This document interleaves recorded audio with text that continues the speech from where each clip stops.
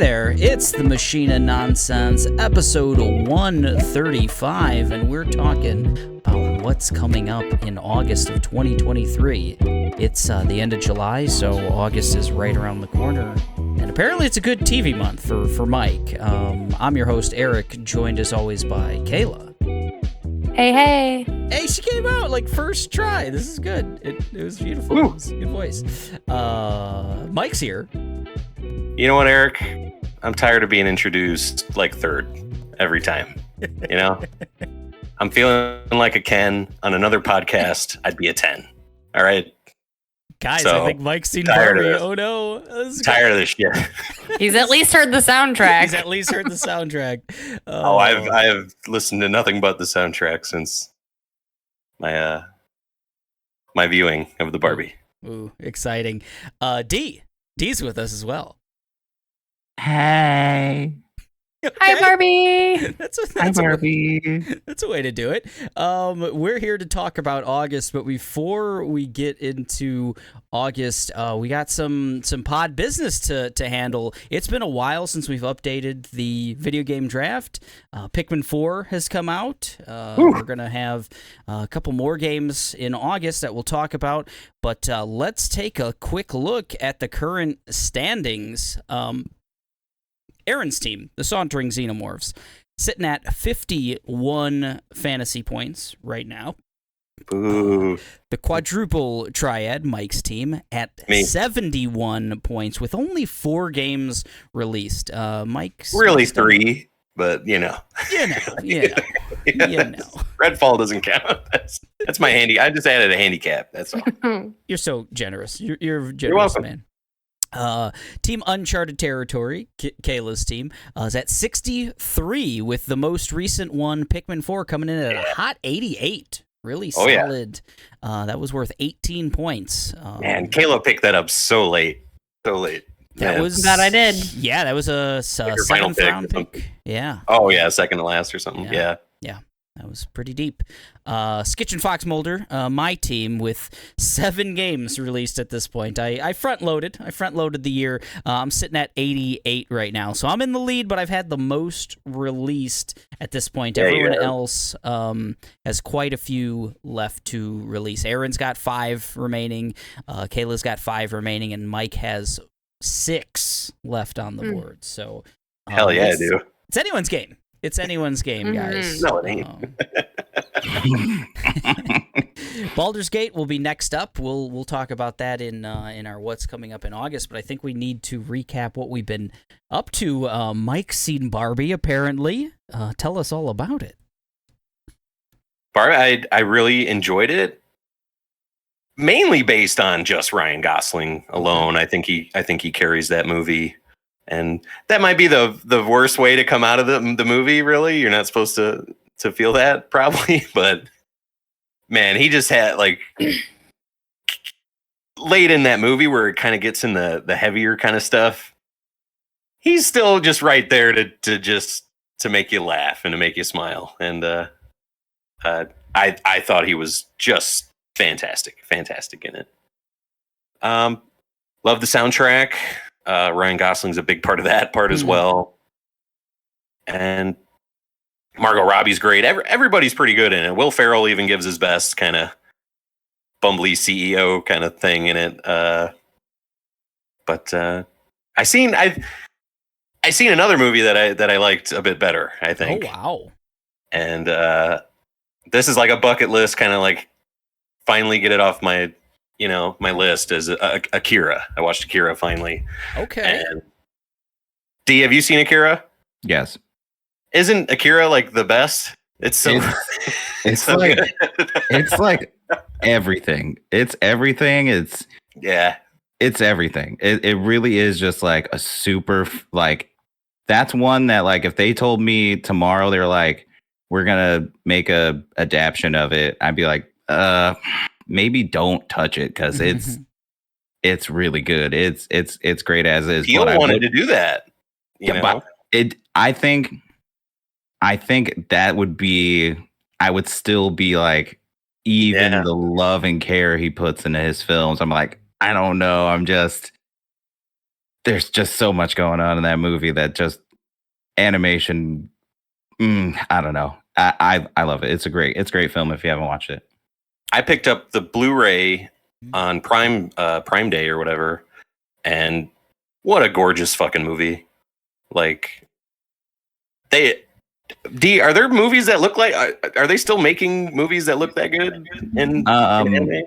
I mean, they're making movies that look that good, but they're not doing the same techniques. They're doing different stuff. They're innovating. They're doing different techniques for realism in certain stories. But I don't think we've had one that's looked and had the feel of Akira in a long time. It's just one of those things you watch it and you're like, oh yeah, this is everything spawns off of this kind of like everything that I like has taken something from this movie. And man, just really great. I watched the dub version, and I enjoyed it that way. I don't know if that's like the way to watch it or not, but I thought that English voice cast did a pretty good job. Yeah, when I watched it, I did the dub as well. Oh, Eric, what do you think of Akira? I certainly see the like. It's insane for its time. Like it's what 40 years old at this point. Yeah.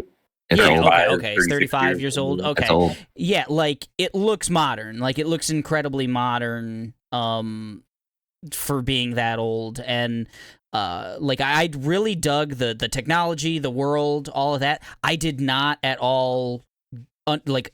I guess I gotta watch it again. Maybe I didn't get the story at all. Like I was lost. I was real lost as to like where it wound up and everything else. Like I was into it. Like as I was watching it, I'm like, okay, cool. There's government conspiracy stuff going on and experimentation and like cool techno stuff. But by the end, I was just like kind of lost. I was like, okay, cool. I had a good time, and it looked great. And I get how influential it is. Like you said, everything kind of spawning off of that. I would love to see like a live action, maybe, yeah, like with Jordan Peele or something.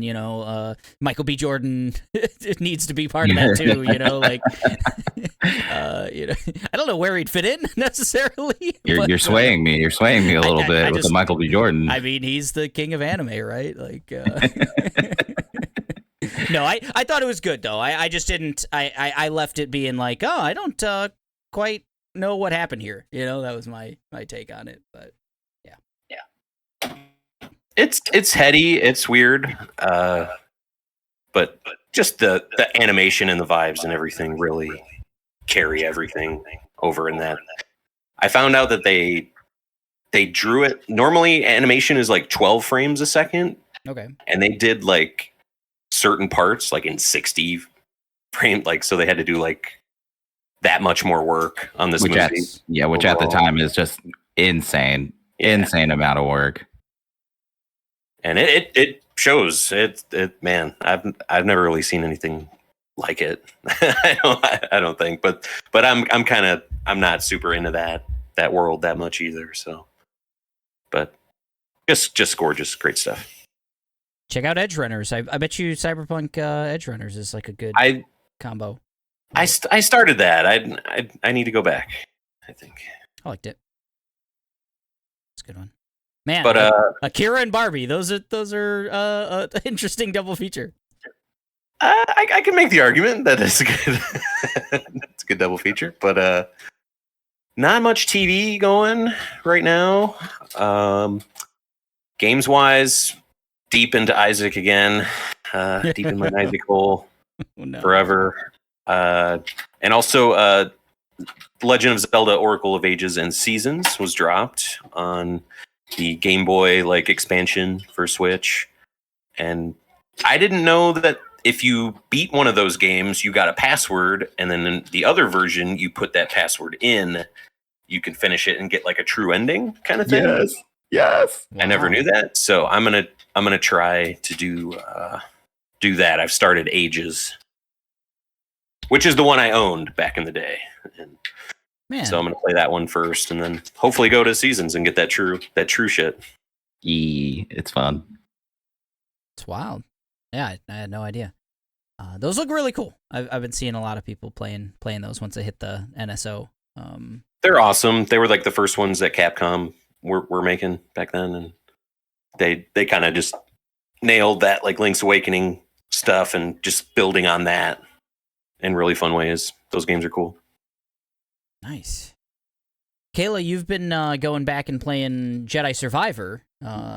Oh shit! One of my favorite games of the year. How you liking that? It's fun. You're playing it exactly like completely different than how I played it, which is cool. One of the really fun things about it is that you can do it that way. I really like the combat in it. Playing very different than you. Mainly, we are talking about combat, but there's just so many different fun ways to go about taking down your enemies, and it's a lot of fun. We're not very far. We just did the moon. Yeah, you even did that. There's some like non-linear like ways you can go about different missions and stuff, and you kind of did those in a different way than I did too. Different. Yeah. Combo. Not that I'm like trying to skip things purposefully, but I am kind of mainlining it because I've already seen the story. I am playing on easy. I just kind of want it for a quick fun, say that I played it, get through it, and move on to the next. So many things. Oh my god, so much. So many things. Yeah, the one cool thing is like when I played it really early, like right at launch, basically, the performance was kind of rough. Like there was a lot of mostly just like visual, like screen tearing kind of stuff, but like in a real fast paced game, it was super noticeable. You're constantly moving the camera quickly, and you're moving your character around quickly and stuff, and it just like you saw it. And I think that has really been smoothed out in whatever patches they've done. Like it's really like now I'm looking at it now, looking at you play, and I'm like, wow, this is one of the prettiest games like I've seen. And it's so traversal. Like, really, today I noticed, like, even when you're climbing, you'll be totally turned around. You're deep into the space craft. And, like, oh, shit, over there, that's where I was. I can, like, see it. I know that that's where I came from. Like, it's very all fleshed out and cleaned in. Right. Like, oh, shit, okay. Yeah. The Dark Souls effect. Like, I was there. Now I'm up here now. Yeah, it takes so many like references from Dark Souls. I mean, it's kind of a Soulsborne in a lot of ways. Yeah, so it does that. It does that really well. I'm excited that you went back and are playing it because it's like really. I didn't want to have to do that or like try to refresh my memory for like end of year conversations and stuff. So it's really nice. It's like, oh yeah, I really did love this little area, or yeah, the combat was really cool, and some of the traversal stuff is so much like you're just not on the ground for most of this game. Yeah, they've improved that in a big way, I think. We've been dabbling in a bunch of other stuff too. We finished Secret Invasion, but we don't really need to talk about that. What did you think of Secret Invasion, Kayla? I really liked Gravik. I thought he was like very commanding on screen. I like that dude now. It's good in Barbie. Yeah, I was just about to say he's a Ken. I think he's like really the only good thing in that. I was very confused throughout all of it. Didn't really know what the point was or like how did we get here. The way that they even reminded us of what was happening was very like unclean. I didn't like hate my time with it, but it was very like, wait, what? Who? Why? Where? Like, none of it made sense. Felt very unnecessary, I think, in a lot of ways. I would also shout out Olivia Colman, her character. Thank you. As like a British secret agent. She was a lot of fun. But yeah, Gravik kind of stole the show. Kingsley Benadir kind of stole the show. And I think when she was on screen too, Olivia Colman, like she's just Olivia Colman. She can't do any wrong, but there's a lot of other wrong on it. Like, unfortunately, like in a show that has like Sam Jackson and you know, several other like pretty cool Amelia Clark and Ben Mendelsohn and stuff. I just feel like everyone's kind of just, I don't know, they're just flailing in a lot of ways. Is a kind of big disappointment in a lot of ways on that. So started the new season of What We Do in the Shadows as well. That's just consistent fun. That's just a fun show. There's not much to say about that one. Then Things are changing in that house, though. They are. I'm interested to see. That was a show that I thought was kind of maybe ready to be done. I was ready to be done with a season and a half ago, and I think they've really done a lot to just keep it rolling. And I could watch probably a couple more seasons of them. It's like season 5 now. I think so. I think you might be right. Yeah. Man, it just keeps getting bigger and more intimidating for me. Man. Yeah, but it's so fun, an easy though. watch. They're short episodes. They're like half hour. 25 minutes. Yeah. They're real good, like, lay down before bed, watch a episode, like, laugh and, like... Well, that's the thing. I was doing that, and, like, episode 4, I fell asleep and then woke up, like, episode 7, you know, and then... I don't know. I kind of... Something in my brain kind of checks me out of the show when that happens sometimes, so... I just got to go back and find out where I left off. Yeah, I get it. Yeah, that's a lot of fun. There's a lot of shows like that. Either like we'll be talking about in August, or recently came out in like late July, where like This Fool and the new season of Harley Quinn just came out. They like kind of shadow dropped that like at San Diego Comic-Con. I was kind of surprised that you guys didn't want to talk about, because I'm like, oh man, I know they like that show. But. Yeah, I would like to watch it, and I didn't know it was coming out, and Right. And then I saw like, oh yeah, it's San Diego Comic-Con, the first trailer, and it's coming out in 6 days or something. Like, okay, cool, real soon. Great, but yeah, a lot of those like just like easy comedies are out and stuff right now, and the backlog is filling up. D, what are you getting to on your backlog? So I am on season 2, episode 3 of The Bear. Oh, nice. Hell yeah. There's another one. So I'm really enjoying that. Nothing but high praise. Hits all the things for me. Just fantastic. And in between feedings and children, I've been grinding away at Tears of the Kingdom, trying to. I find myself after our little talk. I'm trying to. I want to do it all. I'm not going to be satisfied until I get to Ganon and he goes to swing on me, and I go, "Ha, that was cute." So I'm really excited to finish that one up. So, but that's basically all I've been doing. I was really just kind of marathoning The Bear and just crying a lot. Yeah, you and I think everyone in our Discord, I think. Yeah. Pretty much. One Piece came off of hiatus recently, right? Did it? Well, yeah, One Piece, the manga, it came back from hiatus, and it has been also so good. Okay. But so not good. The anime is not bad. How does that work? The anime is not on hiatus. They've been taking breaks because the big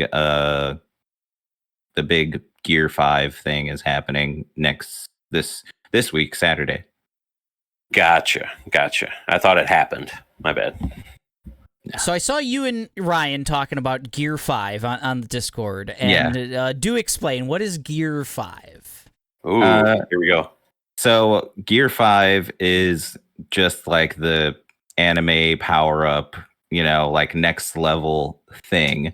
But it has narrative significance as well, because it's been one of those background lore things that they've been talking about forever, that has some meaning now because of our main character's new ability, basically. So it's connected to that. So it's just another piece to the ongoing lore puzzle that is going on in One Piece. Okay. But it's incredible. It's incredible because unlike a lot of other transformations in literally anything, comic books and other media. He plays. He goes a different route for how it's presented, and it's lots of fun. That's pretty much the best way I could say it. It was a lot more fun than I was anticipating it being, and it fits the character so well. He doesn't just have this personality change. I don't know. It just works so beautifully, and I'm really excited to watch it. Nice. So, like, the spoiler version of that is like, so Luffy thinks he eats a fruit that just gives him rubber power, but turns out no, it was actually something that could grant him like ultimate kind of power. Because basically every time he's gotten a new gear, like a new phase that he could transform into, it's him just using his imagination to use his power, his bouncy power in weird ways. Like it's, I'm going to blow up my arm to be gigantic and it's going to be a Kong fit. Like that's my new move. And I'm just going to wind myself so tight that I'm like springs and I'm bounce man now and stuff like that. And basically Gear 5 is he's become like the god of imagination, Joy Boy, basically. And his power is just, or whatever he wants to do, he can kind of do. To my knowledge, what do they say? It's the most ridiculous power in the world. Ridiculous is a very good way to describe it. Yeah. Because I don't know. It's not powerful. It's what he said. It's his imagination. His imagination just absolutely unrestricted, and it's scary if you think about it. I like that. That's a cool trope. I think that's really fun. Okay, I get it. I get One Piece is great. We'll be talking, I think, about some One Piece in a different medium. Yeah, we will.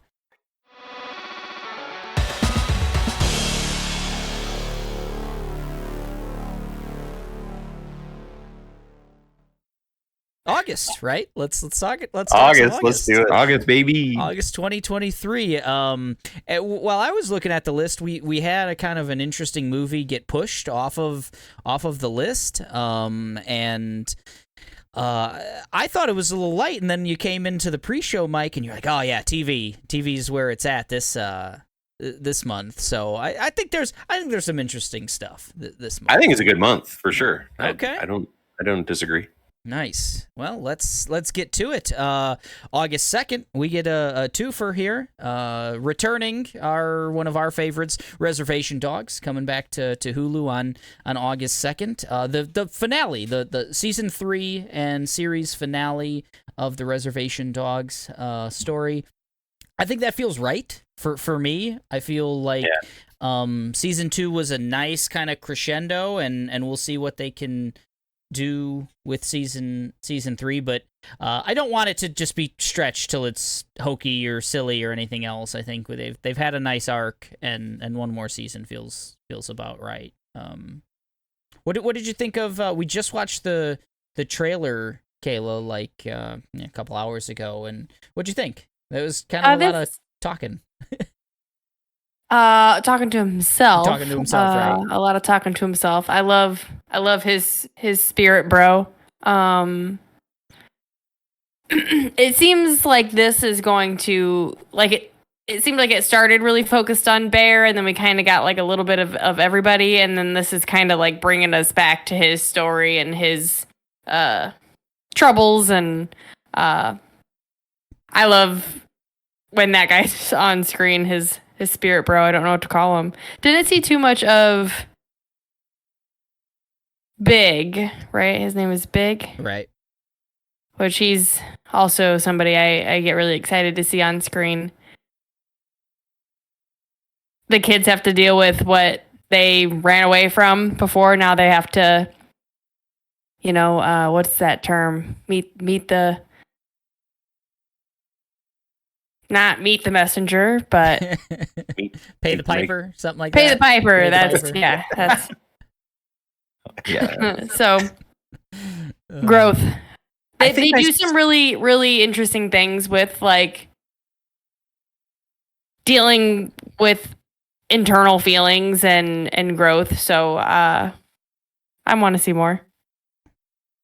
I caught an ad before Barbie for season 3. Whoa. And yeah, I thought that was pretty cool to see it up there. And it was a really fast-paced thing. It didn't really show off any kind of talking at all. So I'm excited for it. I agree with Eric that it's kind of, right off into the sunset in a way. I like that. I think every season has felt like kind of like, okay, this is good.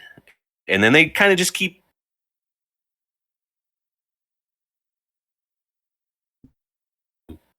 And I think it's going to be great. Yeah, I agree. But the other thing on this day. Yeah, the other thing on this day, Teenage Mutant Ninja Turtles Mutant Mayhem coming to theaters from the mind of perpetual teenager Seth Rogen, I think is the line they always say in the trailer. This looks amazing. The voice cast is insane. The first trailer didn't let on to everyone in the voice cast, and the second one has highlighted a couple other people. We get like Paul Rudd as, I think he's like, what is he, Baxter Stockman? Or who yes, is I think Paul so. Rudd? Yeah, the cast is just insane. And it looks so much fun. The animation looks really great. It looks very unique. Looks so good. This is going to be a lot of fun. The early reviews have been really solid too, so that's nice to see. That didn't fall flat on its face or something. Spoilers for the end conversation of the show. This might be my number one thing for August. I don't know. That thing that I'm most excited for. It looks great. It looks so good.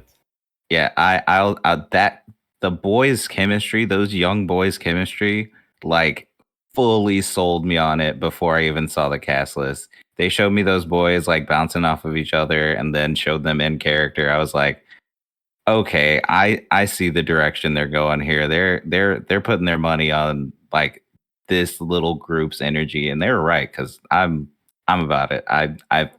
You can feel it in the room. Definitely. Yeah, I can't wait to see it.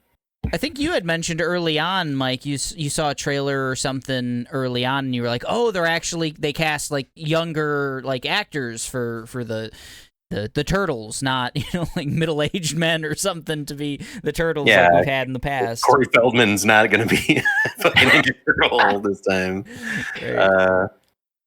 Yeah, just to lean on that teenage part, I think is just such a fun way to do it. And yeah, I think it was so smart to fill out this huge, gallery of mutants with all these different huge names, but to really nail like, find your kind of Stranger Things group of kids or something for these turtles. And if you could really make that work and make us connect to these characters for the 50th fucking time and make it work again, then that's great.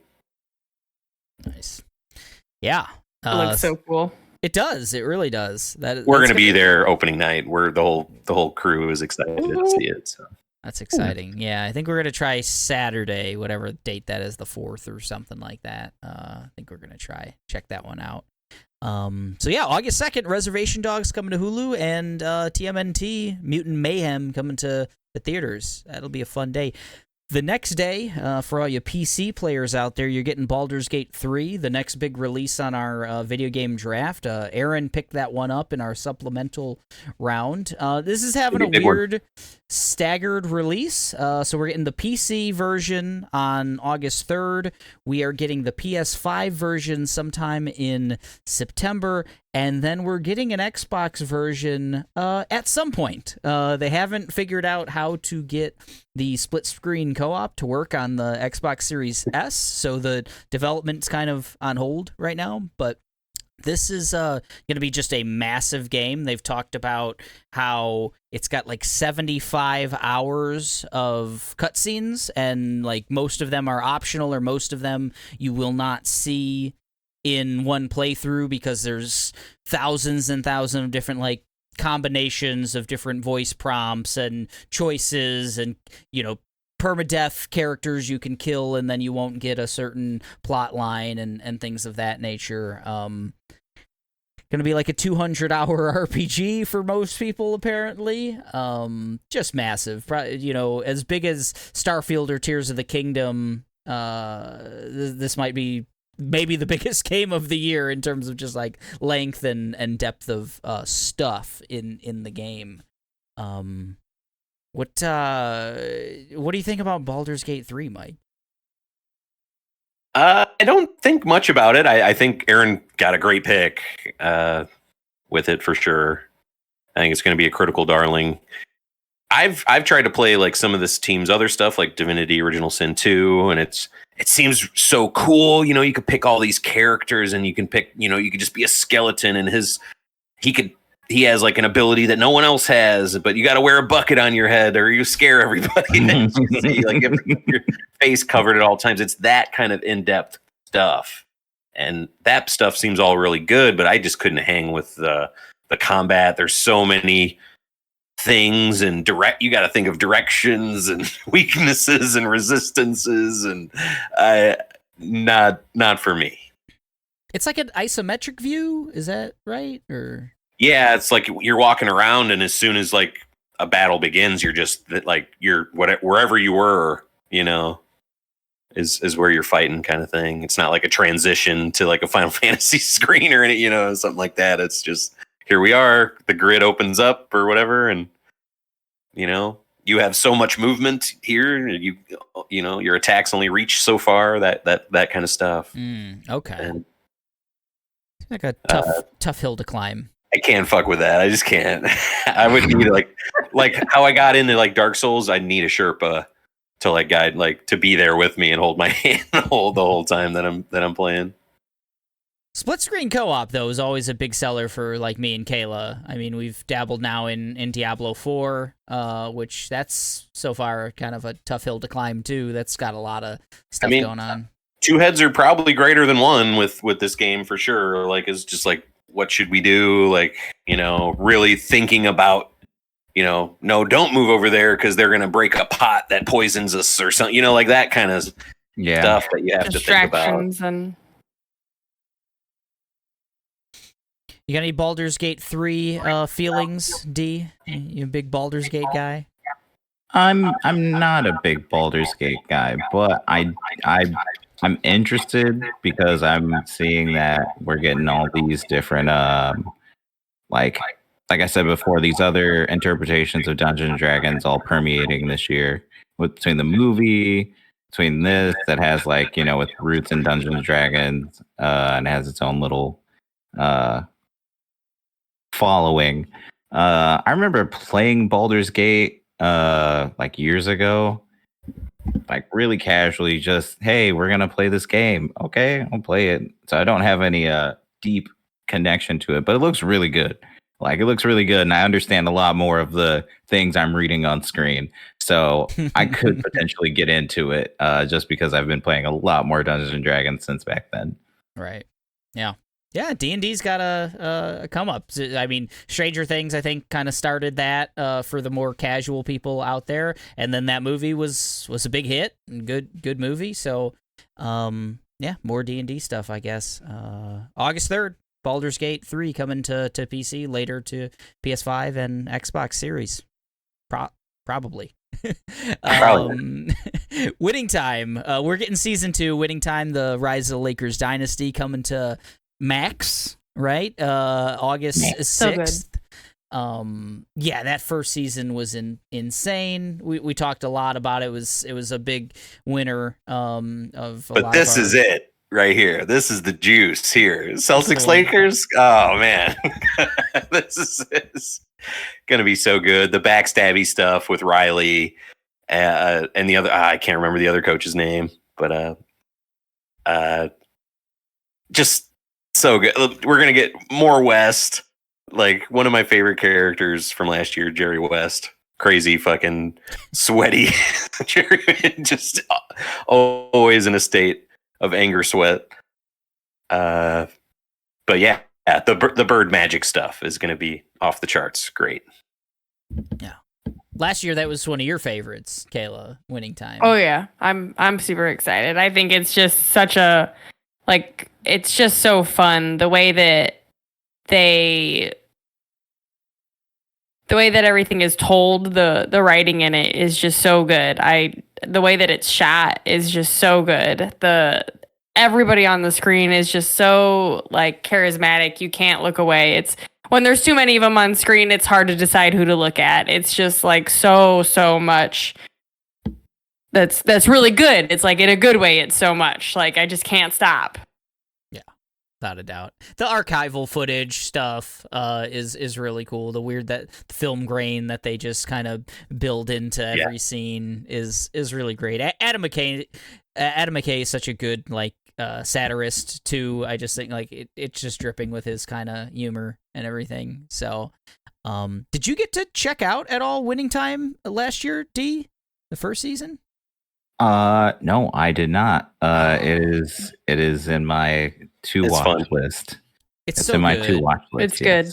Kayla's not even a basketball fan, and she loved it. And I don't think I think it helps to like be a basketball fan because you hear these names and you're like, oh, okay, I've heard of Jerry West, I've heard of these players and Magic Johnson and everything. yeah, just the Lakers and stuff like that. But like I don't think you need to be a fan to really like it. It's just put a bunch of weirdos in a room and have them play basketball essentially. And I mean, I don't know shit about historically accurate.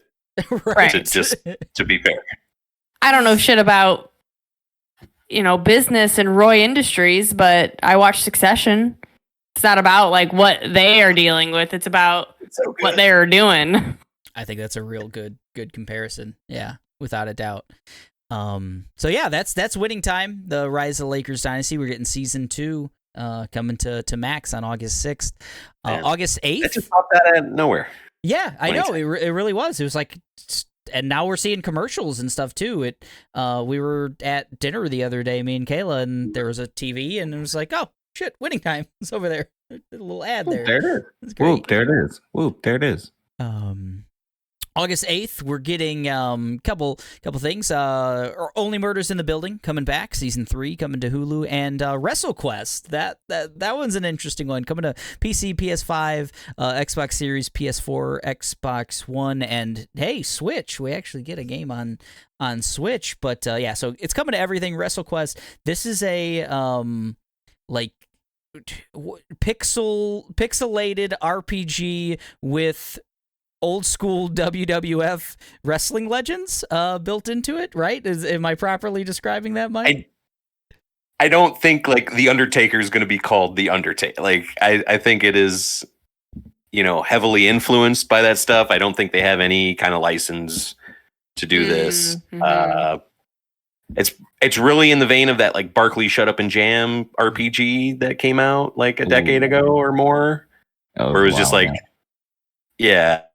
where it's just let's have every kind of 90s basketball player be in this JRPG, like 16-bit JRPG, and that's what they're doing here with WrestleQuest. But it seems like they're implementing the wrestling part in the battle system a lot more, and it looks really cool. I bet it has a lot of humor as well. It seems with the writing and everything, they know what they're doing with these persona. Your Macho Mans and such.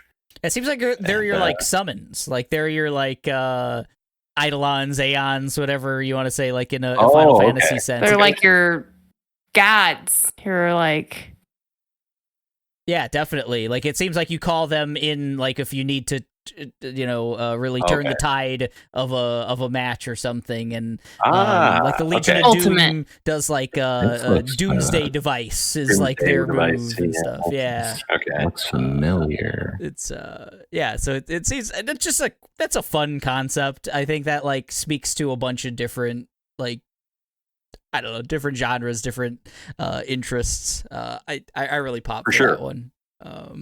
Because definitely a little bit probably before my era of wrestling. I was an Attitude Era guy, but definitely know all of those. It's more that 80s era. Is it like Ultimate Warrior? All okay. Yeah, it's like old school Undertaker, Legion of Doom. I saw Jake the Snake. I saw gosh, who else was in there? Hogan probably in there somewhere. Yeah, I think Hogan's in there. Yeah, it's Andre that the Giant. era. Andre the Giant. It actually like really. It said like, oh, you'll be wrestling on the shoulders of giants, and it was a big like Andre the Giant statue or something. And yeah, they're really leaning into like that era, using and that humor, yeah, without a doubt. Yeah. But yeah, that dawn of just looks like a lot WrestleMania, fun. basically. Okay. Yeah, without a doubt. WrestleQuest, it's coming to everything. I think that'll be a really good Switch game, without a doubt, and it's coming to everything else. And then Only Murders in the building. This was a big ups to Tomas for kind of turning me and Kayla onto this one. We watched both of the first 2 seasons, and just a fun show. Like, it's a weird dynamic. It's Steve Martin, Martin Short, and Selena Gomez. And it just works. I don't know. They have weirdly really good chemistry together. I guess you would think Martin Short and Steve Martin, are of the same generation and stuff, but I think they're very different in the show. It's fun. I like them all.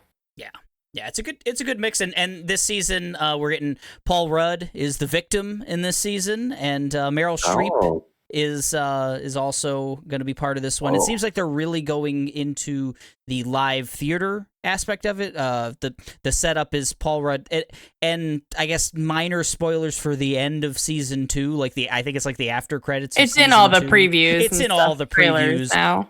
Paul Rudd is the victim. He dies on stage, and they have to figure out who done it. So they set it up at the end of season 2. And I think he's going to be a big part. I think there's going to be a lot of flashbacks. So you're going to see a lot of Paul Rudd. So I'm excited to see. This building has a theater?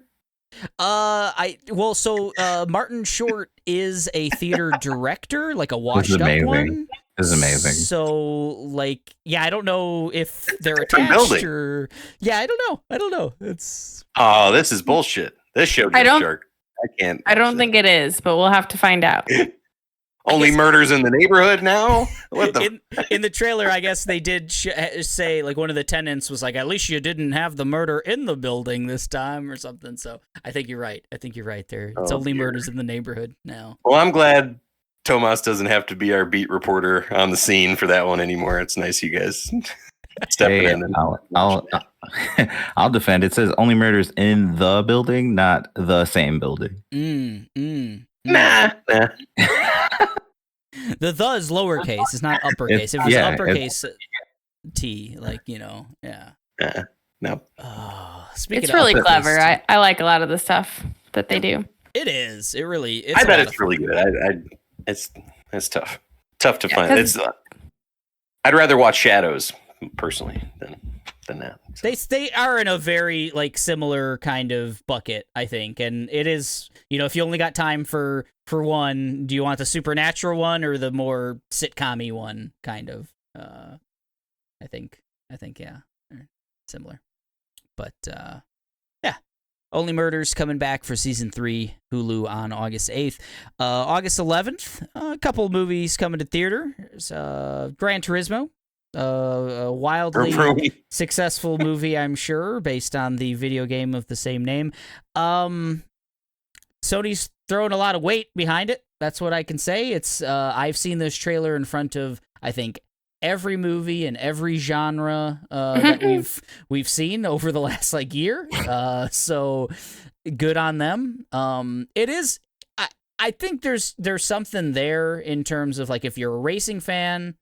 And specifically a Gran Turismo fan, the story it's loosely based on the real story of a guy who got really, really good at Gran Turismo and was recruited to actually race in real legitimate races. Yeah. And apparently he's okay. He's never won any major events or anything else. So I don't know how they're going to work that into the story, but it's still a really awesome story of gamer becomes actual athlete, it's a very unique tale.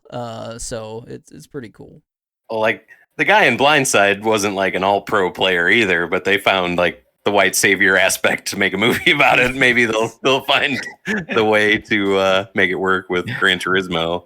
It seems like they saw Top Gun Maverick and they're like, man, if we have like, a witty guy teach these people how to be race car drivers, that'll be enough, with David Harbour. And I don't know.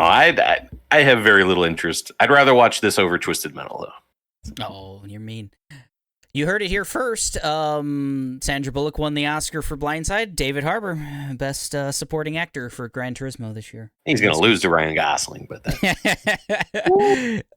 is he going to be in the supporting line? If he wants to win, he should definitely be in supporting, because he will not win for lead. He might not win against Robert Downey Jr. and Oppenheimer either, but that's a conversation for another day, I think. Man, but, I got to complete that cycle still. I got to see the cycle. You went the right direction. I think Barbie's the one to, for my money. If you're gonna only see one in a long span of time or something, Barbie's the one, I think, for my money. Gran Turismo is competing in theaters on August 11th with Last Voyage of the Demeter, which is, I guess, the prologue of Dracula. The actual novel mentions this story. I don't know how this one's gonna be. Our boy Davos from Game of Thrones can only play ship captains, apparently. So he's the ship captain of the Demeter, which is transporting Dracula. Great setup. Vampire on a ship in the middle of the ocean in the 1800s or whatever. Solid premise. I don't know about the execution, but it looks, I don't know, looks all right. Looks kind I really like the trapped at sea part of it. It adds like a really cool level. Dracula looks weird, but I've seen him any type, Yeah, he's kind of like oh man, the fucking Netflix Flanagan show, Midnight Mass, that monster kind of vibes for sure. Mm-hmm. I really got Return of the Obra Dinn vibes from this, that, crazy shit happening at sea. And then I would like to see the person that has to find insurance adjuster or whatever. It looks cool. I like it. Yeah. I mean, it's the same premise as Alien, like my favorite movie of all time. So, I like it. It works. That mechanic, is always gonna work for me. D, you got Demeter thoughts? It's your last episode with us. It's your last voyage. You can't come up with the takes. I like that it's the type of movie, like we said, we're trapped at sea, but it's like the things are bad and they just get worse. So I love seeing, how are we gonna get someone survives this, or is this gonna be like Dracula runs off into the moon set? Because or is this gonna be a wait till daytime type of, you can't beat Dracula, so wait him out type of deal. So I'm interested to see where it goes. I'm a fan of the term moonset. That's a good name for like a, I don't know, like a goth band album or something. Like that. Speaking of vampires, Vampire Survivors coming to Switch August 17th. I was surprised that it hasn't yet. I mean, with all me too. Me too. It's going on over a year, right? On like mobile and PC at this point? Yeah. Oh yeah. Man, I was playing it by this time last year, I think. That's forever. Oh, okay. Gonna blow up on a new, I'm sure it's gonna be just as popular as it has been, and now in front of a new audience as well. One of the sleeper hits of last year. Not sleeper hits, but just... It's a great game. Yeah. it's kind of invented its own like genre, this kind of auto shoot, you just avoid stuff kind of thing. You level up, bullet hell type shit. Yeah. And it's really great. They're adding like a 4-player local co-op option. What? It might be online as well. I'm not sure, but the local is what I'm excited for because Owen and I will probably buy it on Switch and grind out all those sweet unlockables once again. I don't know if this update's adding more than the co-op or more levels or characters or anything, but if this is your first time playing it, you'll have a ton of stuff to do for sure. Is it still like $5 on like PC? It was like super cheap, right? I know each like DLC little thing has been like $2. The price of the game I can't remember because I thought it was through Game Pass, but it might have been just like really cheap. On mobile, it's free. I was about to say, I thought it was free for okay. On Steam, it's $5. Okay, yeah. Like, the Switch price will be fucking 30 or something. That's what I'm wondering. The Switch bump.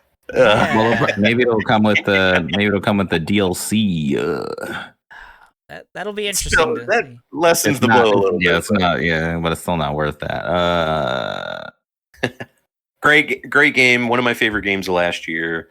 I'm excited to see what that team does next with it. If they just want to make something completely new or just evolve the genre they started or what. Because we're getting a lot of games that are like this, trying to ape it for sure. Yeah, like you said, kind of created a genre. So that's Vampire Survivors coming to Switch August 17th.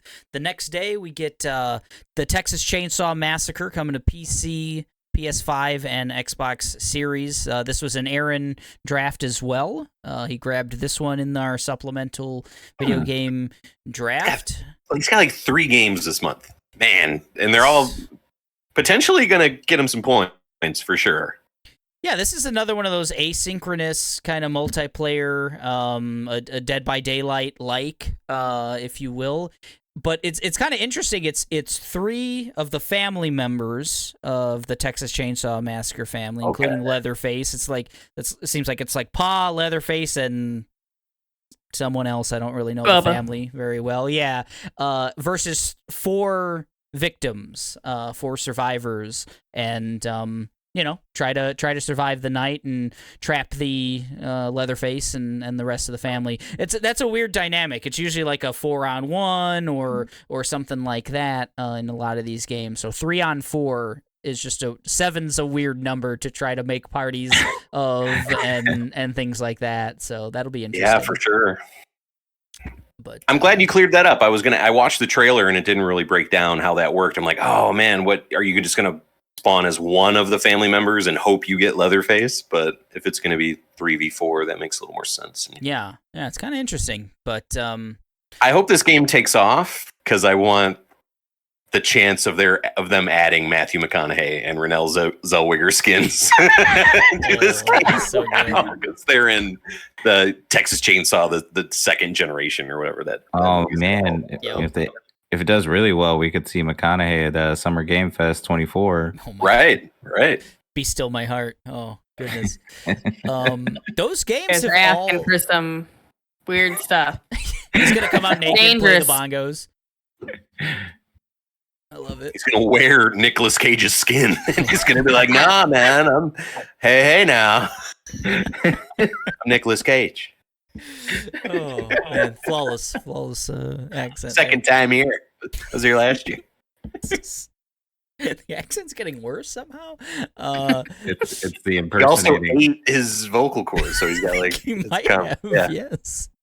Oh boy, Texas Chainsaw Massacre. The video game coming August 18th. Strays is hitting theaters the same day, August 18th. This is the Will Ferrell and several. Who are the rest of the voices? Is Ice Cube one of the voices? Oh, Jamie Foxx. Yeah, that's right. Rodney Dangerfield, I think, is right. Yeah, Rodney Dangerfield. Yeah. Yeah, they resurrected him. It's Matthew McConaughey wearing the skin of Rodney Dangerfield in Strays.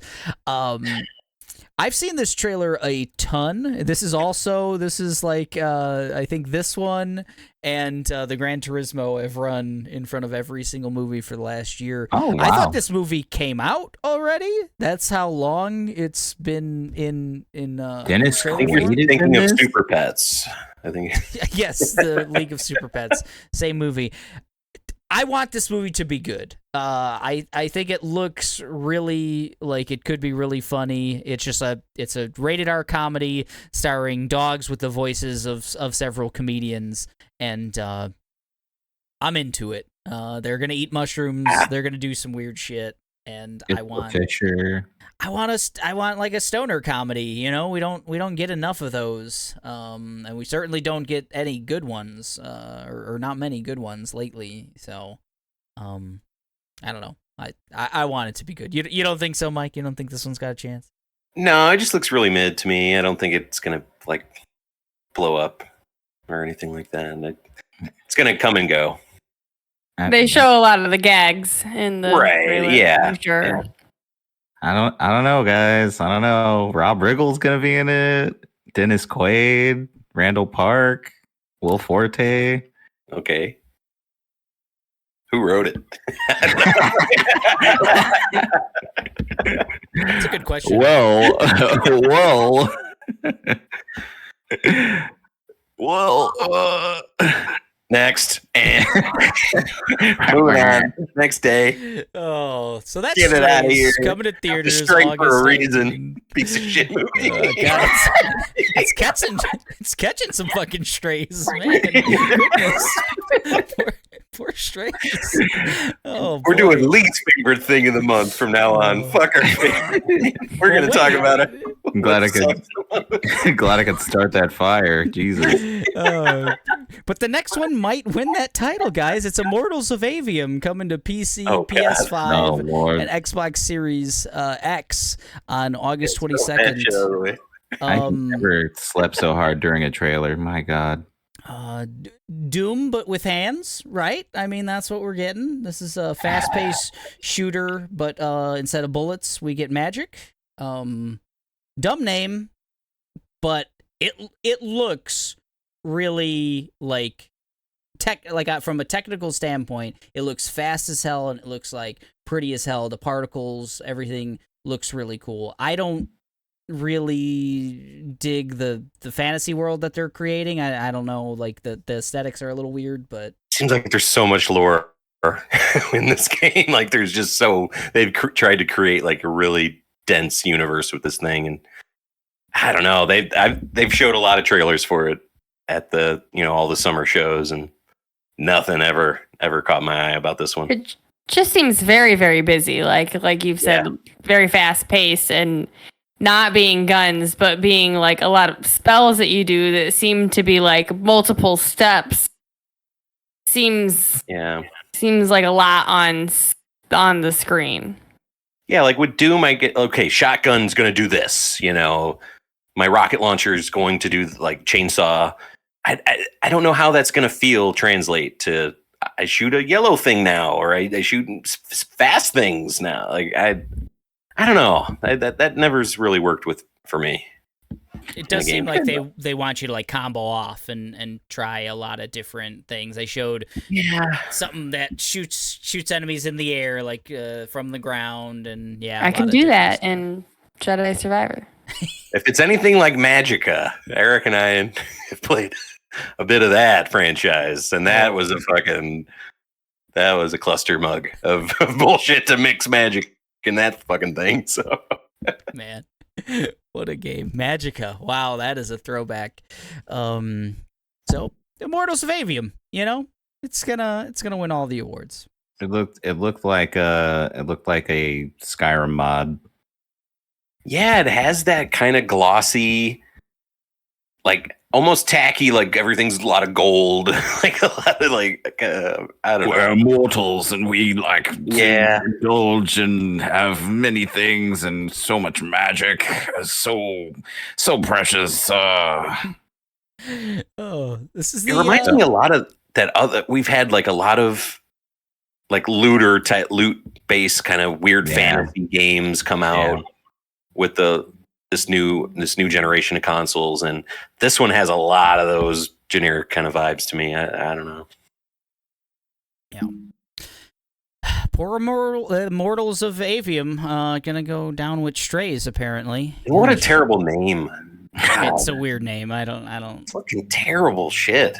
Aveum, fuck that. Just Immortals, or something. There's got to be like 7 games named Immortals. Isn't he? And they're not even called. The guy's not even called an immortal in the thing. He's called a different thing. Yeah, Aveum. That's his name. It's our buddy Aveum. That's his Aveum. Oh, they look like Warhammer people too. Like some of the they kind of like, look like Warhammer people. It's weird. No, thank you. Oh, well, that we spent our 5 minutes on Immortals of Aveum. That's coming out August 22nd. Ahsoka, season 1, coming to Disney Plus the next day, August 23rd. D, I think we've had the conversation that you're a fan of like the Star Wars animated stuff, Yes. right? Clone Wars, Yes. Rebels, etc. Yeah, me and Kayla have checked out all of that. I'm a little concerned. Are you at all concerned with Ahsoka, how deeply they're leaning into the Rebels of it all? It seems like they're like deep in Rebels. Yeah, when I heard the and now his name is escaping me, but the scary blue man. Oh, Thrawn, Grand Admiral thank you. Thrawn. Yeah. Yeah, when they were tossing his name around in the trailers, after, like once it started getting closer, I was like, oh no.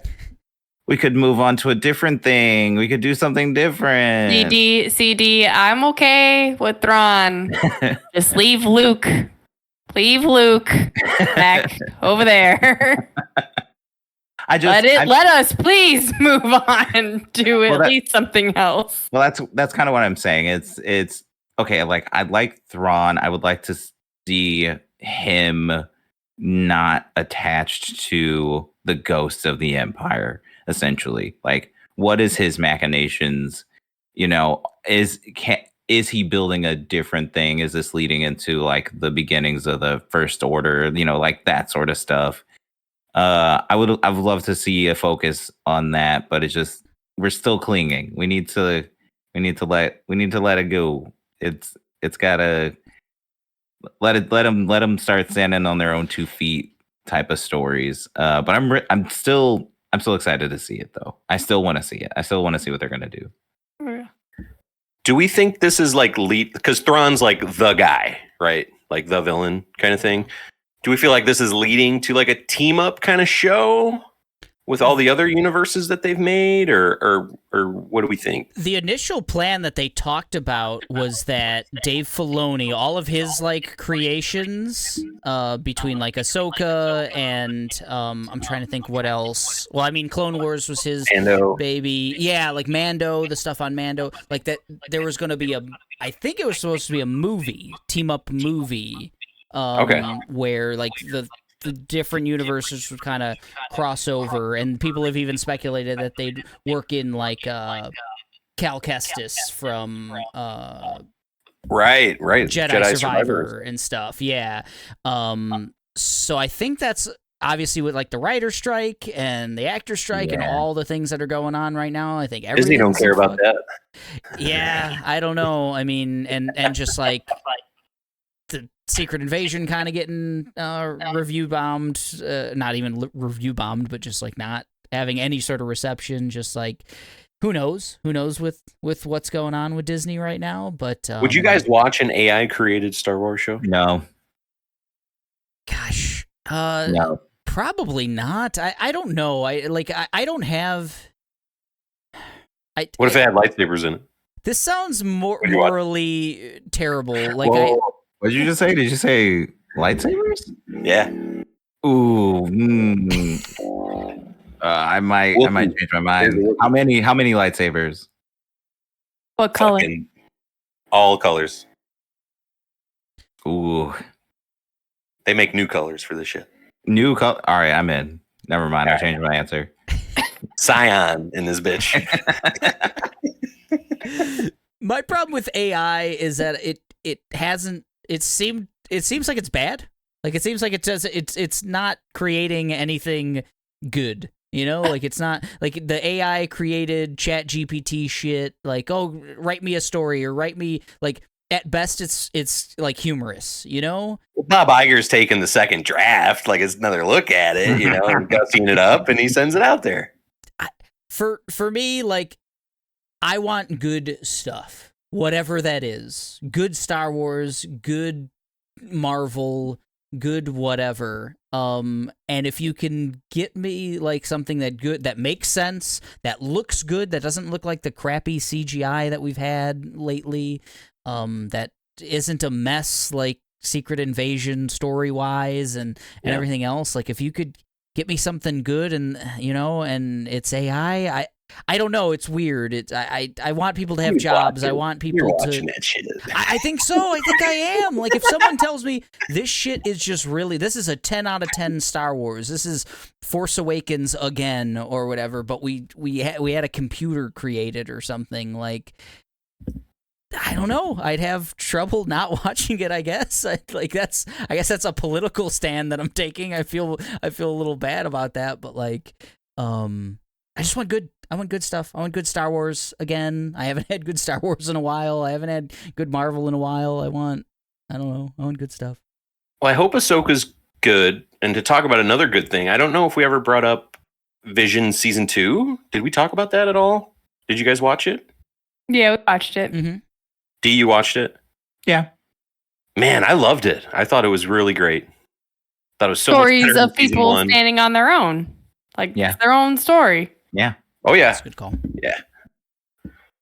Yeah, I guess we didn't have much of a Visions talk. We talked about it coming out and then just didn't have a follow-up. It was really good. I just with that as part of your point with AI, I think the magic of that is that no, I wouldn't watch a fully generated one. And I think we're moving into a space where we're gonna have to consider like working with like as a tool, or you know, as it gets more complicated, you know, as something else. But you know, that's a scary thought I try to push back every day of my life. But you know, we have these tools, these digital tools that fill in the gaps and do all these things. Because I mean, like the studio that I highlighted before that did Wallace and Gromit, like a lot of the cleanup stuff is done like with digital tools now, so that their, you know, frames, they're so clean, you know, it's good. I think it'll be good. I don't think there's going to be a not use of AI in the future. We just have to keep our minds open about how we use it. Just like everything else that's, you know, been introduced. Yeah. A tool for humans to use, you know, so that people can still have fucking jobs and livelihoods and be creative, you know, and stuff like that. Like I just that. Someday they're just going to be able to create something Star Wars using all of the hours of voice footage from Mark Hamill and Harrison Ford that they have and shit, and just be able to create it that way. They're definitely doing that now because Carrie Fisher died, and they filmed her dying, but it wasn't good enough. They still had to bring in somebody else, her family member, of course, but Star Wars has had a they bad, won out. A bad history already of doing that kind of stuff. They're like the forefront of it, really. I think that'll be the franchise that has no qualms with with any of that. Bring them back. Moral quandaries about what's right and what's wrong with this stuff. But bring them back. Bring them back. Harrison Ford signed a paper 50 years ago that gave all rights to his voice or something to George Lucas, and then he sold those rights. So that's AI Ahsoka season 1 coming to Disney. Oh yeah, Plus. We were talking about Ahsoka. I forgot about that. No, I think it looks good. The trailers look really good. I love the Ahsoka character. Gonna need a primer, a reminder of everything that happened in Rebels. Because it seems like they're bringing up all those characters again. But I'm nervous, but I'm keeping my mind open. Same, big same. Yeah. 23rd, coming to Disney Plus. Next day, 24th, Blasphemous 2. This is a shout out for Tony, our good friend Tony. Is big on Blasphemous. This is coming to PC, PS5, Xbox Series X, and Switch. Somehow it's coming to Switch, and the next gen stuff. Current gen stuff. Oh, this is a perfect Switch game. What are you talking about? Well, it's just weird. It's not coming to any of the old gens, like the PS4 or Xbox One. Fuck that shit. Hey, Blasphemous 2. I never played Blasphemous 1. Wasn't familiar with it, but watched some gameplay footage of Blasphemous 2, and it looks like it looks like a very chunky kind of Metroidvania. Like, did you ever play any Blasphemous 1, Mike? Yeah, I picked it up on sale years back, and I gave it a good effort, man. It is a chunky boy. You're kind of like it's very Dark Souls kind of, where Hollow Knight is Dark Souls inspired. This one is like, let's make a 2D Dark Souls. Like let's have that weight, and a very parry heavy game. I don't like parrying. I don't do it when I don't have to. This game kind of really wants you to. And just gorgeous sprite work. Some of the best like pixel sprite stuff you're going to see now. This second one looks absolutely gorgeous. It looks like they've kind of even taken more inspiration from the Souls stuff with the weapons. It looked like it had the big pizza cutter thing from Bloodborne kind of at one time, and like dual dagger type stuff, and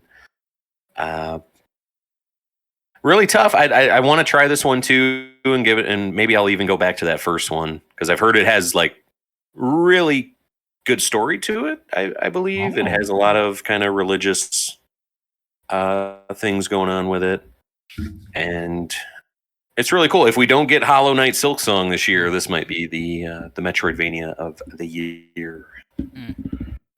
It's so cool that we get to have that category every year with those games, with that genre. Yeah, pretty much. And speaking of Dark Souls inspired, or maybe more than inspired, Armored Core 6 Fires of Rubicon coming next day, August 25th, to PC, PS5, Xbox Series, and last gen stuff, PS4 and Xbox One. Apparently, that's crazy. That's nuts. Kind of nuts. Because this game looks really fucking like it looks big, intense. Like it looks graphically big. Yeah, it looks big. Who drafted this one? Do we remember? This is another Aaron. Aaron. Oh man. Yeah. So this is our Aaron's going to jump into first place after August, but that's okay. I'm coming for him. It's going to be a good August. This is the hot off of Elden Ring. Just last year, we're getting the next thing from Software, and taking it in a new and old direction. This is the 6th in the Armored Core franchise, so they've done these before. Not for I'm shocked that they stuck with the 6. I thought they would have dropped it. Yeah, but it's cool. Fires of Rubicon's a fun name. I don't know what it refers to, but it's like they probably could have just come out with Fires of Rubicon, and people would still probably, and the From Software's Fires of Rubicon would work just fine, I think. I'm excited to check this out because I've played Armored Core games in the past, and they really beautiful customization, and the visuals are always usually really good, and there's always a nice variety of challenges and stuff and battles. But for me, it was the control scheme and the movement was kind of ass. Oh yeah. And when I watched the trailer and they showed a lot of snappy movements, but still the variety of the builds you can do for your mechs, that I'm getting real good vibes from that, because it's still showing the customization, but also movement, and I'm excited. There's that part of me that always likes those Gundam and Armor Cores, and there's another Zone of Enders, baby. Yeah, Zone of Enders. That's the other one I was thinking of too. Those types of games, and it looks like it's trying to be a happy middle. So I'm excited, especially from FromSoft. They got combat down. So it seems like there's some gross stuff too, like some FromSoft like body horror type stuff too. And in one of the trailers, like the one we were watching earlier, Kayla, there was like a weird like cables in a dude's ear. It seems like he was like in a battle, maybe his mech blew up and he's like just a shell of himself now kind of thing. And maybe they're doing some kind of Matrix still get him to that sounds run like some Zone of Enders 2 nonsense right there. That's what that sounds like. Yeah. You can't get out of the robot. You can't get out of the robot, Dingo.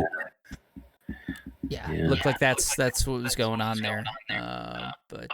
Armored Core 6, Fires of Rubicon, August 25th. Played all the From Software games since Dark Souls, so I think I'm obligated at this point, right? We're going to play a mech game, Kayla? Sure. Definitely for people who loved, like, maybe if they jumped in with Elden Ring, this is not going to be like a big open world thing. This is very mission based. I think I'm hearing like even like micro mission, like some of the missions are only like 90 seconds long or something. Okay. So you're just kind of doing something really cool, really fast. That's right. Kind of stuff in this. And yeah, like Dee said, I'm sure the combat is going to feel really good. I'm sure they're going to have a ton of customization stuff that you can do. I played Armored Core 2 on PS2. It was $20 at Walmart. And I had $20 bill, baby. So I was taking it as, I didn't care what game it was. If it was $20, I was buying it. And I enjoyed it. I had a lot of fun with it. I eventually just discovered if I put 2 grenade launchers on instead of arms, that was kind of the cheat code, and nothing could beat that. Who needs arms, man? Who needs arms? So, and back in the PS2 days, you didn't have to pay sales tax, so $20 was $20. It was great. Those were the heady days of Walmart back then. Oh, Armored Core 2. Mike, if I tell me. If I say these words to you, goodbye, volcano, high, what do you think? Hell yeah. I think of that sweet ass fucking game we saw when we watched that PS4 or PS5 conference like 7 years ago. 3 years ago. It was 3 years. Yeah. 3 full years ago. But yes, you're right. We're finally getting it. August 29th, goodbye Volcano High, PC, PS5, and PS4. No Xbox release on this one. Dinosaur existentialism in high school? Yeah. Hell yeah. He did it. This looks interesting. There's some rhythm elements. They show some the dinosaurs are in a band, like a garage band. So I guess you're gonna get to play some called like worm problems or something like that. Yeah. Oh no, they caught dino worms.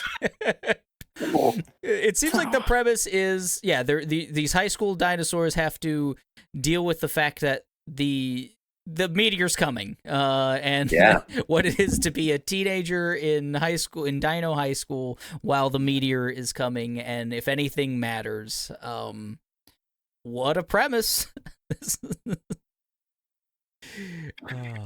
Yeah, this has taken so long to come out. There was another game that was so much like this, where it was like a band thing, and there was a lot of rhythm stuff recently too.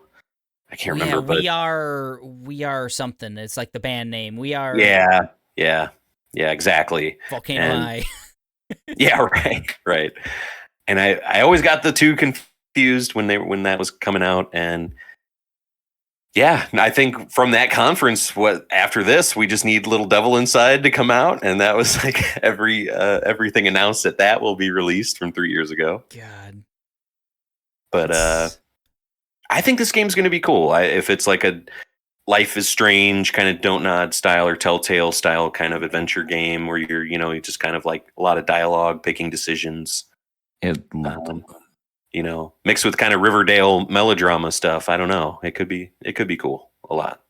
And it just reminds me of Dinosaurs, the sitcom from the 90s, like just with that finale being, with their extinction looming and stuff like that. And, I'm eager to see how serious they take it. I don't know. It's interesting to me. You're right. Next, it's Alf. Next, we'll get the Alf game. That's coming. Did you see like Ryan Reynolds has like some Alf kind is the of thing. the streamer or something Wow. that he has, and he's bringing Alf reruns on it, and he's probably gonna like reboot Alf or some Jesus, shit. that was supposed to be a joke, guys. I didn't know So actually wild. there's an actual fucking. There's wow. Alf news, man. Oh There's my Alf God. shit brewing, baby. Oh wow. Okay. The Ouroboros of or whatever, the snake eating its own tail, whatever that's called, is coming for Alf, baby. We're running out of stuff. We are truly a morally defunct country at this point. Goodbye, Volcano High on the 29th. Also on the 29th, Sea of Stars, the really beautiful indie JRPG that looks. I think it's got the composer from Chrono Trigger / Cross. Yes. And just looks cool. I played a lot of Chained Echoes. I played all of Chained Echoes last year. Really cool, like retro RPG in a similar vein. And I think this one actually has more of a. It seems like more of a budget behind it, more of like a Cool. pedigree behind it, and It is gorgeous yeah. to look at. I played the demo. Really had a fun time with the mechanics of it and the look of it. And they even had really fun because they know, like, okay, we have Chrono Trigger people attached to this. So they would even say, like, hey, this part of the game isn't, you're on the world map and you're trying to go into a certain area. And it says, this is locked right now. But if you stand here, you get to hear the song that'll play in it from composer, blah, blah, blah. And it was really neat for them to lean on that. And whenever one of these games comes out, these 16-bit throwback RPGs, I'm like, oh, that looks so good. But I could just play Chrono Trigger, really, if I wanted to. I'd rather just do that. But this is kind of a successor to that. And I if I had to pick like between this and WrestleQuest, I'm picking Sea of Stars. And I drafted it, so for sure. Solid I pickup hope it because we does didn't well. have a It's date gonna be for a great. while. That was a leap of faith on that one. Yeah, so I think it's going to be good. Is anyone else looking forward to playing? It's coming to Game Pass and PlayStation Plus catalog, whatever. Oh, I didn't Day and realize date, that. so- Fuck yeah, that's Yeah, awesome. it's coming to both. They got two fat checks coming to them, so that's awesome. It looks really cool. Yeah, I really dug Chained Echoes. It really like got me back into that. Every once in like every 5 years, I play Final Fantasy VI again, and it Right. kind of gets me back into my bullshit. And this one just looks like it's gonna get me back into my bullshit. So, no, it looks the big enemies, the big like screen wide enemies. Yeah. I think really what sold me for it, because that's you don't have a lot of those in Final Fantasy VI or Chrono Trigger or anything. You just didn't have the ability to do that back then. So, that's really what's blowing my mind for Sea of Stars. August 29th is also giving us Under the Waves, coming to PC, PS5, Xbox Series, Xbox One, and PS4. Sorry, Switch. This is Quantic Dream's next joint. This is I didn't realize that. I think they're just publishing it. If I believe. Let me take a quick look on that. I know they're. Because it looks like anything but a Quantic Dream game to me. Yeah, it's like a narrative adventure set in like a, what are they calling it, a techno-futuristic 1970s. But it's a Jacques Cousteau type scenario. You're like a diver in and you have to figure out how to get out from under the waves while you're trapped in some way, but it's also, there's some like psychological horror elements to it. It seems like you've got a dark past and that you're gripping with that. So this may not only be physical under the waves, this is also mental under the waves. But just really cool trailers for that one, and I like all the Quantic Dream stuff, and kind of you tell me that they got their hands on something else. I'm sold, despite all of the issues with that studio. the moral issues. But yeah, that's Under the Waves coming August 29th. The 31st, for animation heads, we're getting, well, one's not animated, but we're getting Adventure Time. This is Fiona and Cake. I mentioned this to you, Mike. Yeah. The spin-off there of Adventure Time. That's coming to Max on August 31st. Who are Fiona and Cake, and why should I be excited about Fiona and Cake? So Adventure Time, the two main characters are Finn and Jake, a boy and a dog. And every so often in the show, they will just have an episode that is the adventures of Fiona and Cake. And it is the gender swap version, basically, where Fiona and Cake, instead of Marceline, it's Marshall Lee, voiced by Donald Glover. And they were just kind of fun one-off things. Those two characters, I don't think, ever really fit in with the timeline of they Adventure Time. Right, D? Yeah, they were actually fanfic versions of Finn and Jake that the Ice King made, because as he got progressed and got worse, he wanted to be friends with them, but he couldn't. So instead, he made a universe where he was a beautiful ice princess and he was friends with Fiona and Cake, and now it's its own actual universe because shenanigans, which I am so excited to see whatever they do with it. Yeah, it seems different because Adventure Time takes place in the land of Oo, which is basically there was some kind of historic world-ending war or event, and the land of Oo is Earth, I guess, thousands of years in the future. But Fiona and Cake seems to take place in a very normal place. Fiona is kind of complaining, like, I wish something magical would be happening. And Cake doesn't seem to be able to talk. She was a very saucy black woman voice in Adventure Time. She was great. And I'm eager to see if they're going to tie it in. HBO released 4 amazing short film type things. Distant Worlds. Oh. Yeah, the Distant Worlds things that really tied a bow on a lot of loose ends with Adventure Time. And I never thought there would be more, and I don't know. I'm eager to see where it goes for sure. Is there a lot? Like, is it a big pull to watch Adventure Time? How many episodes? The episodes are so fast. You'll blow if you were gonna really do it. They're like you'll blow 15, through. 10-15 minute episodes, I think. Okay. Yeah. It's like a PG kind of show, like as far as it's. Yeah. Okay. The animation actually struck me very similar to Rick and Morty. Like it looked like a very similar like animation style to Rick and Morty. Obviously not R-rated, but just I felt like it was very similar. Yeah. Character design. Adventure Time is just a great fucking show, man. Like I don't know. It's just like you really just have to.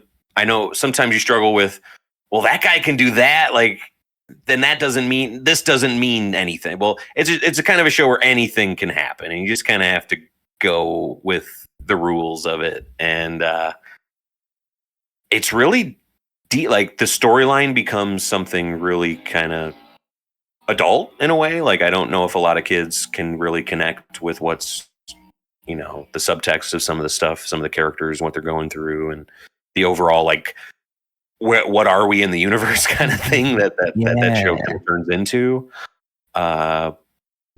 It's great. It's fantastic. I think Adventure Time hits that stride of a show that grows up with you.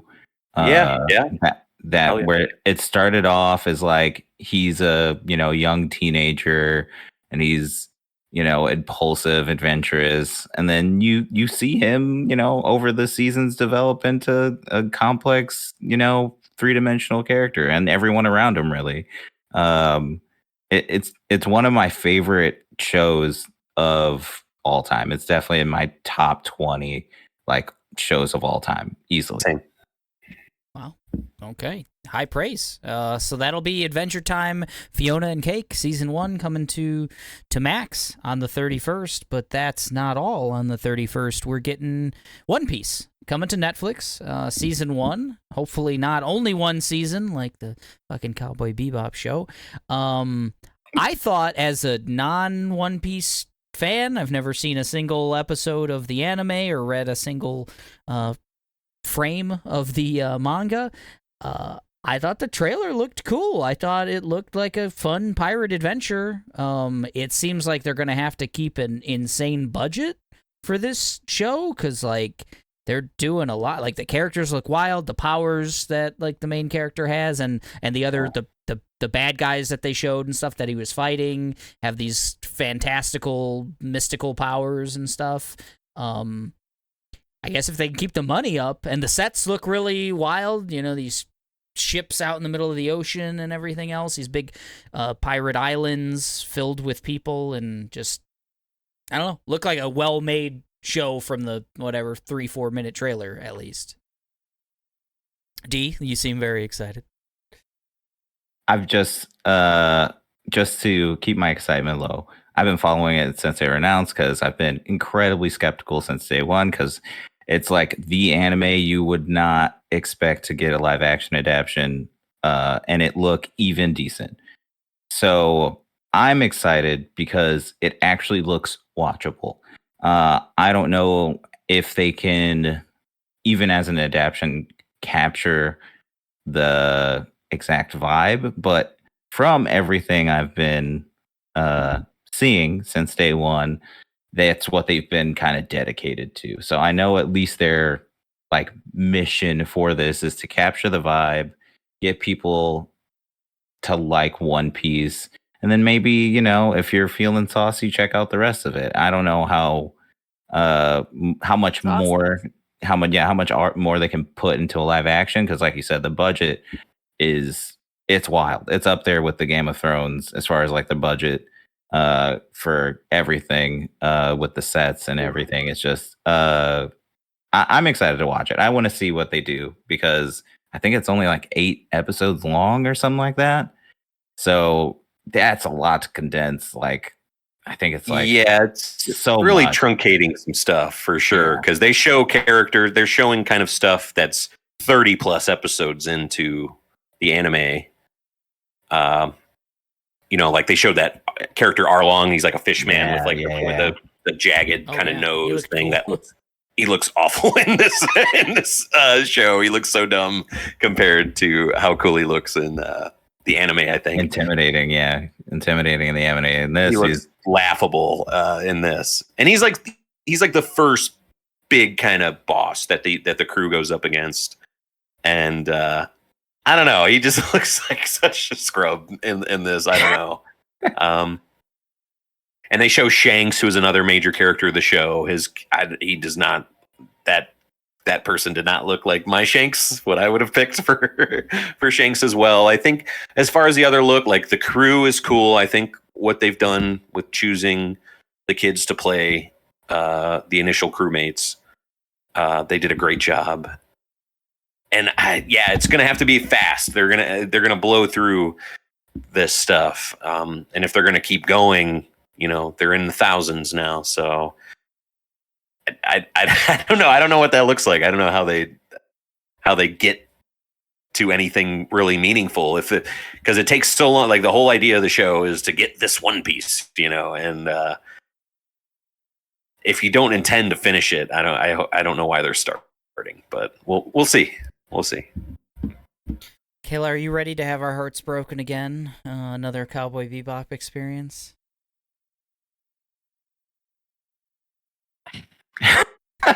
Are you guys going to watch it? You think you'll watch it? Is my heart open to it? It is. Okay. If it comes out and like the live action people are saying it's good, I would watch it. I'm not like fully. Gotcha. It's not on my list yet. I've showed it because the boys and I have been watching the series. We're like 150 range right now, and when I showed them the trailer for the show, they were pretty excited. They didn't really like a lot of things, how it looked and stuff, but we're invested. We're gonna check it out for sure. Yeah, you were like, you see that fish man? He looks like ass, right, kids? Right? They haven't seen Arlong yet. I think I don't want them to see Arlong because they might like not want to watch the show or something. Yeah, I'm hoping the actor, despite the what they could do with Arlong anyway, I hope the actor at least can bring that kind of like energy. Arlong's such a son of a bitch. Yeah, he's just such a prick. Yeah, if he can just bring that energy, I think we'll be able to see past like the whatever they had to throw together for those prosthetics to make the Fishmen work. But I mean, again, it seems like it has the budget of a big screen adaptation, but it feels more like a passion project. So that's why I'm kind of like I'm holding out hope. I'm hoping it's going to be good. I will be there day one. I will watch it. And hopefully they don't drop it all at once. That's the other thing I'm kind of hoping. I'm hoping they stretch it out a little bit. Let people marinate in some of these episodes. Gum. I even get that reference. Now. How dare you? How dare you? See, the anime gives so much time to the drama that's happening within the current arc. Like, they get you so invested in the plight of whatever bad guy, whatever fucking wicked shit he's doing to wherever kingdom or island they're on. You're like, yes, I need Luffy to fix this and to be a hero.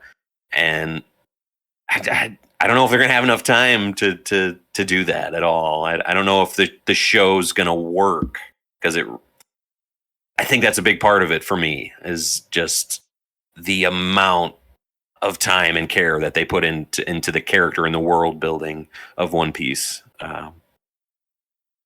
We'll see. We'll see. All right. One Piece, season 1 coming to Netflix on August 31st. That'll be a tough choosing between Adventure Time and One Piece on that day for you guys.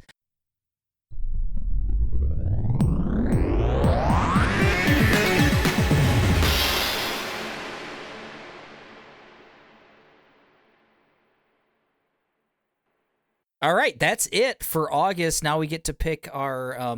We're starting with our least favorite. No, we're only going to do our favorite, our picks to click for August. We all know that Mike hates strays, so it's fine. I kind of do. I kind of like. Why is this happening? Like I don't. I kind of do hate it. You're right. You're not wrong. I know you. Kayla, what do you think is really going to hit in August? What are you most excited for? Excited for Winning Time. Hell yeah. That was just something that I didn't expect to really like. Really liked. When they ended, they left a lot to still be explored, so they've got more to do. Oh yeah. Yeah. How about you, D? It's gonna be Adventure Time, Fiona and Cake. It kind of like snuck past me, and then when I saw that it was coming in August, I was like, oh, okay, I have something on there to look forward to other than potentially One Piece. So I'm really excited for that. It could be a really fun show. So I'm really excited for that. Dig it. We'll let Mike finish up, so I'll go with my pick.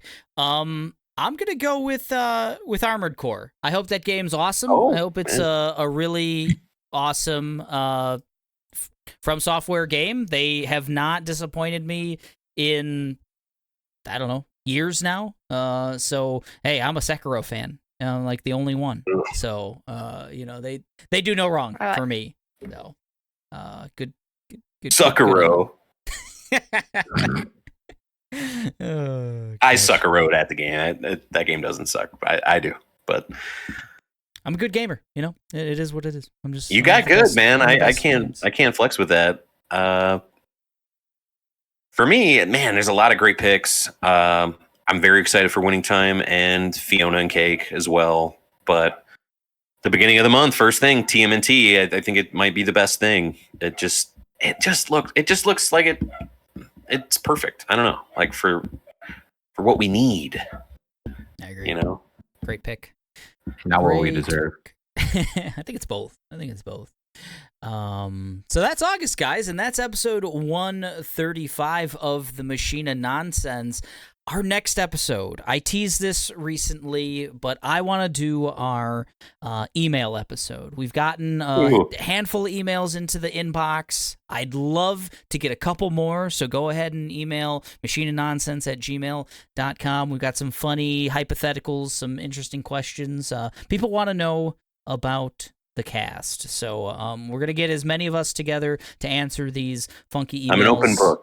But you got a little more time. If you don't want to email us, feel free to send us a message or something on Facebook, on our fan page, the Monstars page. Leave us a voicemail if you really wanted to hear your voice on anchor.fm/Machine of Nonsense. I am eminently findable. I'm all over the place. Just let me know what you want to know about us. But send us something so we can read it off on our next episode of the Machine of Nonsense, episode 136. This was 135. Everything in August. We've got TMNT, Mutant Mayhem, Winning Time, Season 2, Armored Core 6, Fires of Rubicon, and Adventure Time, Fiona and Cake as our picks to click for August. That's it. We're getting out of here, and we're saying goodbye. Volcano High. Cowabunga. I'm gonna be king of the podcast.